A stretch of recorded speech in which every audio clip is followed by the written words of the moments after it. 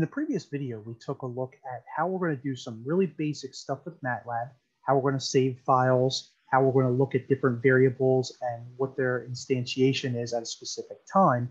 And we looked at some of the really basic sort of interactions with the command windows, etc. We're going to take it a step further, and now we're going to start assigning variables, and we're going to be starting to format some of the output, which is going to be really important because if we can't format, then being able to interpret our results aren't going to mean too much, and it's going to be fairly difficult to do that. To assign a value to a variable is very easy. So if we wanted to assign 5 to the value p, we would just say p equals 5. If we wanted to assign 5 to the variable number, we would do so. And sometimes it's more useful for us to use more descriptive variables, so that way if our program is long, then we can remember what those variables really mean. Just like we saw in the previous video, the semicolon suppresses the output, where no semicolon does not suppress the output. And we're going to see most of the time we probably want a semicolon. There's very few instances where not having a semicolon is valuable. Most of the time you want to have the semicolon. We saw in the previous video that ANS is the previous answer, and then clear X and clear all. Clear X clears a single variable, but clear all is probably going to be the more important of the two clear functions that we can use. For output, really easy to work with output. CLC, as we saw, clears the command window. One function we can use is this disp. And what disp will do is if you use the 2 accents or apostrophes, it'll just display the string of X.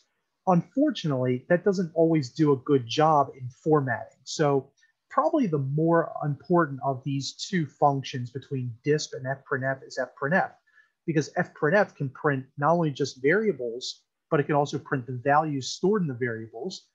And also it can print a series of variables as well. And I'm going to show you how to do that in a little bit.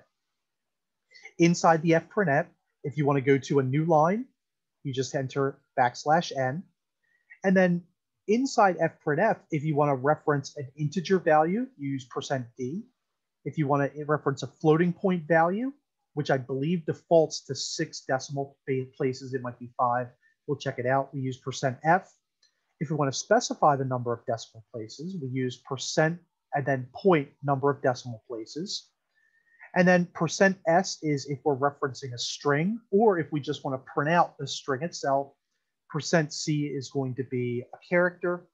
And then finally, sim prints out something as a symbolic variable as opposed to an approximate. So for instance, if we wanted to print out pi, we could just put sim parenthesis pi and do that. So I'm going to show you a few examples of being able to utilize the formatting in MATLAB. And we're just going to pick up with what we did last time in the last video. So you might recall that we had these commands, and we just went through, we just executed some basic stuff. I'm going to put a comment in here that this is the code, for example, I think it was 1C. All right, so that way everything's suppressed. So right now, if I run it, I get ans is equal to 2, but that doesn't really matter that much as to what ans is right now. Okay. In fact, if we wanted to, we could just go ahead and copy and paste this into another, and then we can run it, and we could just call it GN3 if we chose to. So I'll just do that. All right. And I could just go ahead and suppress that output. All right, so that should have nothing out. So right now there's nothing coming out of it, but everything still is running. All right. So let's say for some reason I want to assign, and if we look at our guided notes, by the way, before I go any further, you might recall in the guided notes, the next section basically takes all the problems that we just did and moves them a step further. So now what we want to do is we want to computer approximate to 8 decimal places. We want to assign it to a variable, and then we want to print out the approximation or the value with an appropriate message. This is something that you're going to be doing throughout the semester, so might as well get started now. So first thing we're going to do, we're going to go through and we are going to assign, let's just take this guy right here, and I'm just going to copy and paste it. And I'm going to assign this to, let's just call it value 1.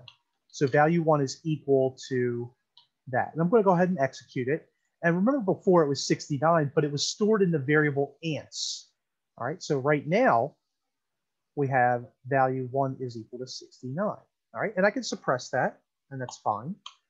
And let's say I want to print out some sort of message for this. All right, so let's say we're going to say fprintf, and we're going to say fprintf, and we're going to put a message. So the value or of variable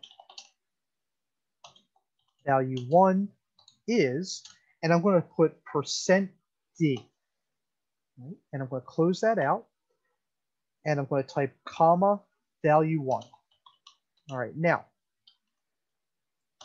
before I execute this, let me explain what this does. It's going to print out this string, the value of variable variable 1 is %d. %d, remember, is integer type, and it's going to reference this value 1. All right, so I'm going to go ahead and execute this. Right, and it says the value of variable 1 is 69. Okay, now it's got these two arrows here. Every time I'm done with a line, I'm going to use \n, and I'm going to run this again. Now notice what happens to these two arrows. So I'm going to keep it there, I'm going to run it, and the two arrows move. Remember, %n just moves it down to the next line. Right? I'm going to do the exact same thing here. So I'm just going to cut and paste this, and I'm going to call it value 2. And I'm going to suppress it. Now I'm going to do a few things with this one. I'm going to do an fprintf again, and I'm just going to copy and paste this so I don't have to recopy it. And I'm going to say the value of variable 2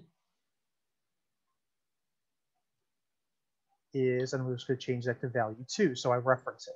Now, remember before it was like 300 something? All right, I'm going to go ahead and run this. All right, and it does this, all right, because the data type isn't really appropriate. All right, so this is really scientific notation. It's 3.98 times 10 to the second power. So here's what we can do. Let's just reformat this to F. And I'm going to go ahead and execute it.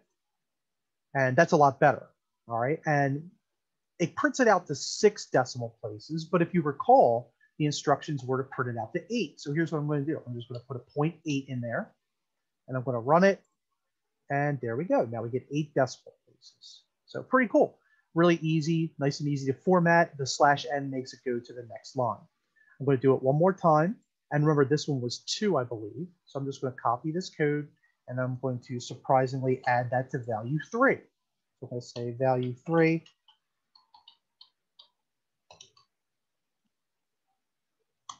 is equal to, I'm going to paste that. I'm going to do a semicolon, and I'm going to fprintf the value of variable 3 is, and I'm just going to change that to value 3.